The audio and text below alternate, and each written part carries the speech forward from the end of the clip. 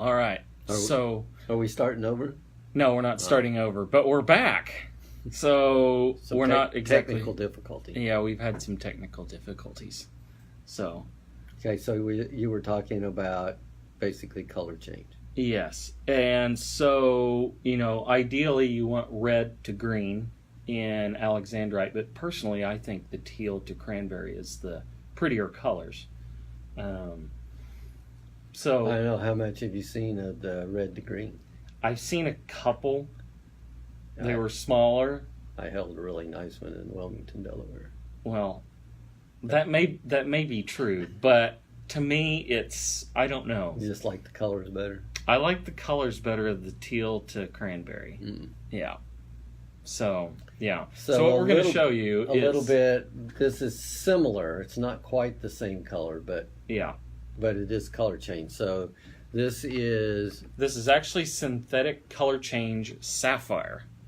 So there's the cranberry. You have to hold it up a little bit more. There you go. There's the cranberry color. Here, let me do this. You hold. So there's the cranberry. And this is done with basically incandescent light. And then when we get a cooler light, like LED,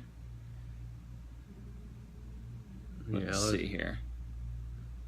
You get the teal. Well, the green. Not much teal. Give me that thing. That's actually showing the red still. That's the problem with the synthetic stuff. Let's see if this helps. No. Nope. Actually, our above head lights is what's showing that teal a little bit better than from anything. back behind here it looks pretty good, but and then this gets you get bright red right here with the incandescent. Yeah, that's really weird. Yeah, but there are actually several different types of stones that will do this. Alexandrite is the most notable one, but you can also have color change garnets, color change sapphire. Supposedly, and I guess they call it more chameleon, diamonds will have a little bit of color change. Yeah, that's extremely rare. Even more rare than the alexandrite, which basically does not have a source at this point. There's not a sustained source anyway. Yeah, they usually find it mining something else. Yeah. And so when they do come across it, it's a good bonus. day. Yeah, it's like a bonus. That's a good day, yeah. Yeah. So that one's kind of fun. While we're talking about sapphires and corundum, basically, we actually have some here that we've shown, I guess, relatively recently on another episode, but these are a phenomenal stone that displays asterism, which is basically stars. This can actually occur in several different types of stones. So you can actually have star ruby. You got way too much light going on there. And you probably just need to hold them up with the tweezers instead of it's reflecting off the glass. Oh. Yeah. It worked pretty good when it's just sitting down here. So these display basically a 6-ray star. Yeah, you got to turn it so they can see it. Yeah. And maybe get it closer. There, you can kind of see it on there. Kinda. Yeah, kinda. We almost need like another camera just for the stones on the side that we could feed into this, but Facebook just doesn't allow that yet. So, yeah. But basically, what is actually happening here is there's tiny little needle inclusions in there that are all arranged in a particular pattern. And when the light is shown on those, they reflect down the length of those needles in their arrangement, which happens to be that 6-rayed or 6-legged star. And so you actually see the star kind of move around the surface of the stone. They're all within, they're 60-degree angles of each other, so it divides that circle up into... Now there's other stones out there, and let's see if this will show. This is actually a lab-grown star sapphire. And with this one... That might be a sharper star. Yeah. With this one, you can kind of see it moving around on there a little bit. That light's just too harsh. It's too close. Let's see here. Let's see if this works a little bit better. There's our star. You can kind of see. Barely. So you can see it moving around on there. But there's other stones that do this. You can have asterism in quartzes. You can have it in diopside. Garnet. There's actually several. This is garnet, isn't it? No, this is diopside. Oh, is it? So this one that we're actually going to show you is, I believe this one is a 4-ray star. So you can actually have 4, 6, and 12 ray stars. This one may show up fairly good. Is this one a 4 ray? Yeah. Yeah, let's try with this other light again.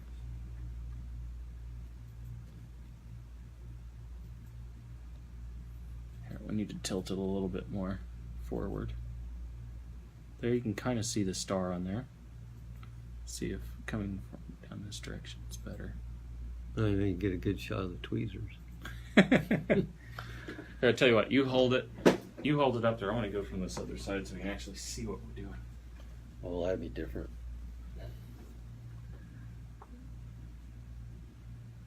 What does that look like?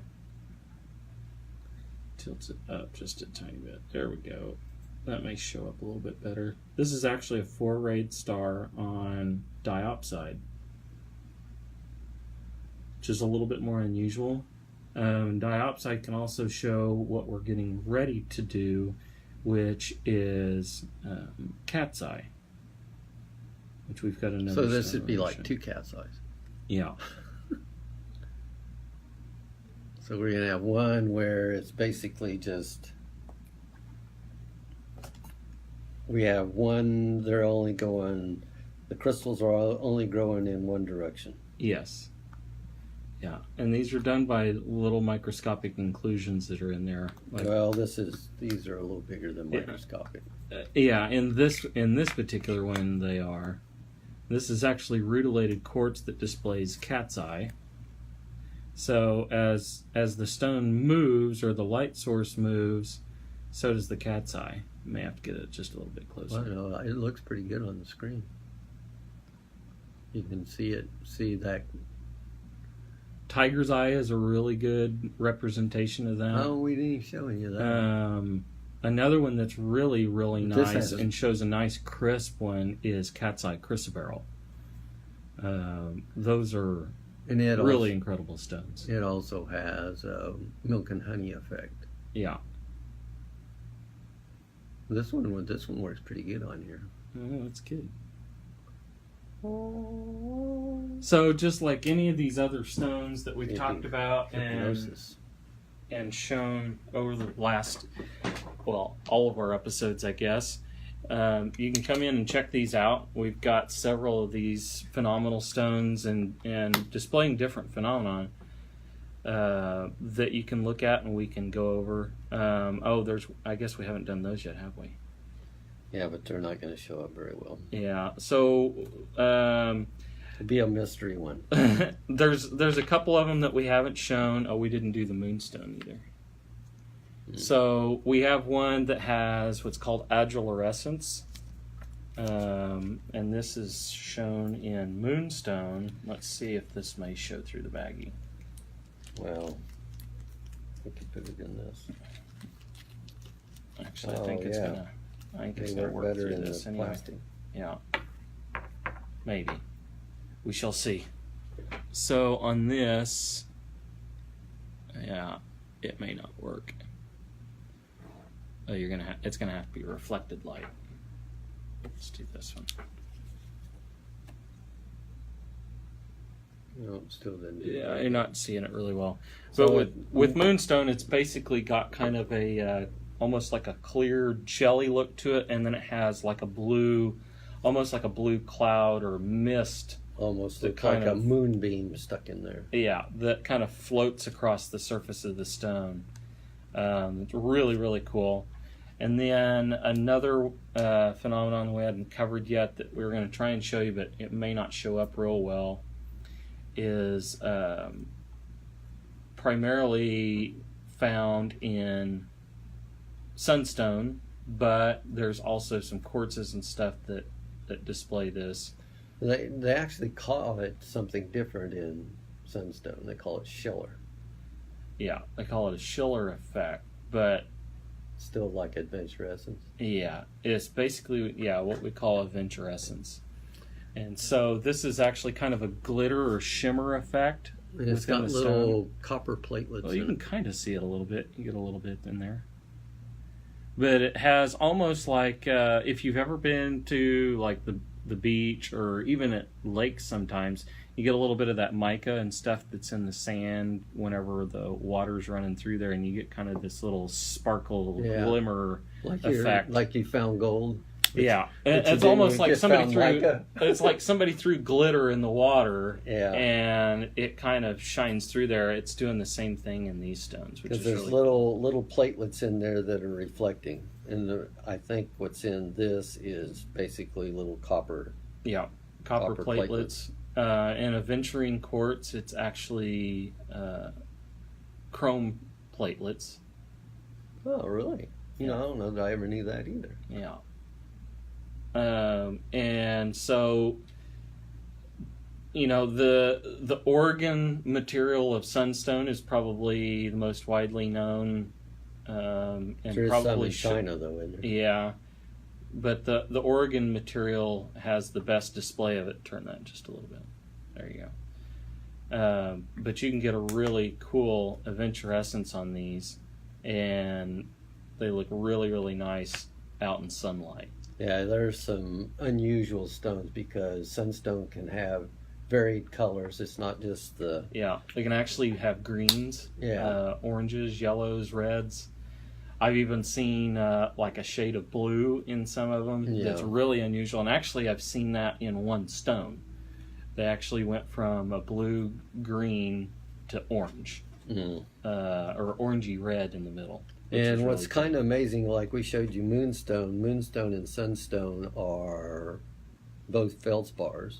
And so's the labradorite. And labradorite, which we did show you too. Yeah. So kind of unusual stones that have phenomenal properties. Yeah. Good.